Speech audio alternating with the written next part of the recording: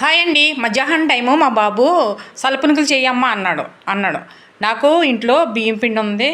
మనకి ఇడ్లీ రవ్వ పిండి నానబెట్టాను. అవి సలపునుకుల కింద వేసేస్తాను మధ్యాహ్నం అని నేను సల్లపునుకులు వేస్తున్నానండి. ఇడ్లీ పిండితో వేస్తున్నాను. ఇది మినప్పిండి బియ్యం పిండి కలిపింది.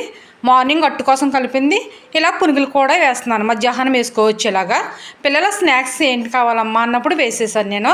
ఎందుకు బయట నుంచి రప్పించుకోవటం, అప్పటికప్పుడు వెళ్ళి తీసుకుని రావటము చాలా ఇబ్బంది అయిపోతుంది కదా స్కూల్కి వెళ్ళి వచ్చిన పిల్లలకి. అప్పటికప్పుడు మనం అట్టు వేసుకున్న పిండి ఇలాగ పునుగులు కూడా వేసుకోవచ్చు. మనందరము సబ్స్క్రైబర్ చేసుకోండి. చాలా టేస్టీగా ఉంటాయి. చాలా టేస్టీగా ఉంటాయి, చాలా రుచిగా ఉంటాయి ఇలా పునుగులు వేసుకుంటేని. ఈ మినప్పిండి ఇడ్లీ పిండి బియ్యం పిండి లైట్గా కలిపి వేస్తున్నాం అనిపించుకొని అలా సల్ల పునుగుల కింద వేసాను నేను.